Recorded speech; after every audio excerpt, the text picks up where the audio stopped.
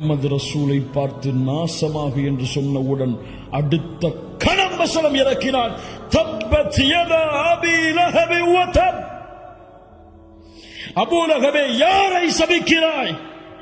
நீ நாசமாகு. அவனுடைய ஹிதாயத் தடைபட்டது. 10 ஆண்டுகள் இந்த வசனம் இறக்கப்பட்டதற்கு பிறகு வாழ்ந்தான். இந்த வசனத்தை மறுப்பதற்காகவே அவன் வேண்டுமென்றே வாயளவிலாவது லா இலாஹ இல்லல்லாஹ்வை ஏற்றிருக்கலாம். அல்லாஹ் ஹிதாயத்துடைய வாசலில் இருந்து அவனை அகற்றி வைத்தான். அல்லாஹ்வுடைய தூதரை சபித்த காரணத்தால். அல்லாஹ்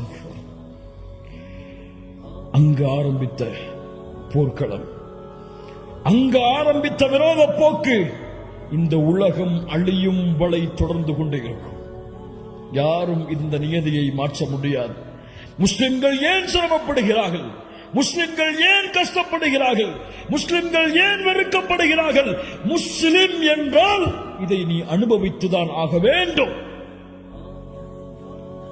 அப்போதுதான் அல்லாஹ் இந்த சமூகம் நாளை மறுமையில் வாழ்வதற்கு தகுதியான சமூகமாக அல்லாஹ் தேர்ந்தெடுப்பான்.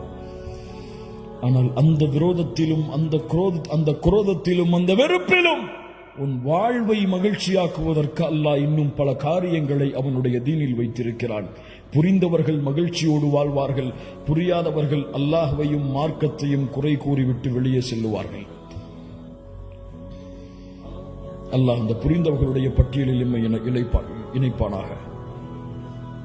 முஹம்மது ரசூலுல்லாஹ் ஸல்லல்லாஹு அலைஹி வஸல்லம் பட்ட கஷ்டங்கள், துயரங்கள். அல்லாஹ்வுடைய தூதர் காபாவிற்கு முன்னால் சுஜூதிலே விழ தயாராகிறார்கள். அபூ லஹப் பேசுகிறான், யார் முஹம்மது ரசூலுடைய இந்த நிலையை விட்டு அவர் உயர விடாமல் பார்ப்பது? உக்பா இப்னு அபி முஆய்த் எழுந்திருக்கிறான். நான் செய்கிறேன். முஹம்மது ரசூலுல்லாஹ் காபாவிற்கு முன்னால் சுஜூதிலே விழுந்திருக்கிறார்கள். அந்த நேரத்தில் ஒட்டகத்தின் கழிவை எடுத்து வந்து அல்லாஹ்வுடைய தூதருடைய முதுகில் வைக்கிறான். முஹம்மது ரசூலுல்லாஹ் ஸல்லல்லாஹு அலைஹி வஸல்லம் அவர்களால் சுஜூதிலிருந்து எழ முடியவில்லை. அல்லாஹ் அக்பர். எல்லா சஹாபாக்களும் ஏழாமையில் அருகில் செல்ல பயப்படுகிறார்கள்.